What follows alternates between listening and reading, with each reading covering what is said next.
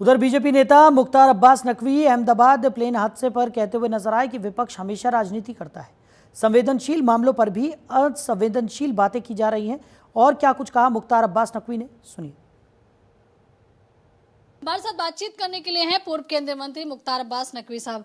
नकवी साहब, दुखद हादसा जो कि प्लेन क्रैश हुआ है और उसमें देखिए तमाम लोग जहां जांच की मांग कर रहे हैं, अब इस पे सियासत भी होती हुई नजर आ रही है। कांग्रेस हो, तमाम दल हो, इसमें निष्पक्ष जांच की मांग कर रहे हैं और सरकार पर भी सवाल खड़े कर रहे हैं। देखिए, ये कुंठित कटुता के कबाड़खाने में कैद कांग्रेस पार्टी की प्रॉब्लम ये है कि इस तरह के संवेदनशील मुद्दों पर भी असंवेदनशील उसकी बयान बहादुरी और बकवास बहादुरी दिखाई पड़ती है, क्योंकि उनको लगता है कि जो इनका परिवार तंत्र है वही प्रजातंत्र की प्ले पाठशाला है, और परिवार तंत्र को प्रजातंत्र की प्ले पाठशाला समझने वाला ये कुंठित कटुता के कबाड़खाने में कैद जो कांग्रेस के लोग हैं, वो इस तरह के संवेदनशील मुद्दे पर, जिससे कि पूरा देश दुखी है, पूरा देश इससे जो है वो अचंभित है, और निश्चित तौर से उसको लेकर के सरकार संवेदनशीलता के साथ इस तरह की दुर्घटनाओं की पुनरावृत्ति ना हो उस पर काम कर रही है।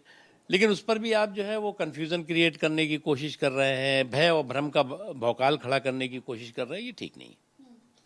लेकिन लोग ये कह रहे हैं कि इसकी निष्पक्ष जांच होनी चाहिए और ये दुर्घटना है, ये साजिश, ये सबके मन में सवाल। किसने मना किया कि निष्पक्ष नहीं हो रही है? सब चीज़ें निष्पक्ष हो रही हैं, और निष्पक्ष तरीके से ही तह तक जाने की दिशा में जो है वो जो व्यवस्था है एयरलाइंस की, सिविल एविएशन की, वो काम कर रही है।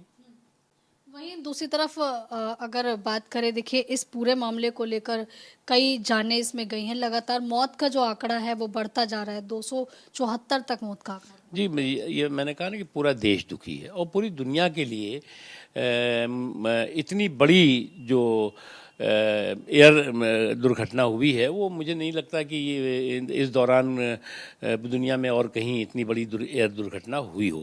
तो इसलिए इसको जो है संवेदनशीलता के साथ देखना चाहिए, और इस तरह की दुर्घटना के तह तक जा करके इस तरह की पुनरावृत्ति ना हो पाए, इसके लिए सब लोगों को एक साथ बात करनी चाहिए। आखिरी सवाल, असम सीएम ने शूट एंड साइट के ऑर्डर दिए हैं जो भी उपद्रवी हैं उनके खिलाफ। देखिए, कोई भी राज्य सरकार हो, उस राज्य की सौहार्द, सांप्रदायिक जो व्यवस्था है, और साथ ही साथ जो है वो सुरक्षा वहाँ के राज्य के लोगों की, उसकी जो है वो संवैधानिक जो है वो जिम्मेदारी है, और उसी दिशा में जो है वो असम की सरकार काम कर रही है। धन्यवाद। तो देखिए, यहाँ पर बीजेपी के वरिष्ठ नेता और पूर्व केंद्रीय मंत्री मुख्तार अब्बास नकवी साहब को सुन रहे थे। कैमरा पर्सन लक्ष्मण के साथ में आंचल यादव, जनतंत्र टीवी, दिल्ली।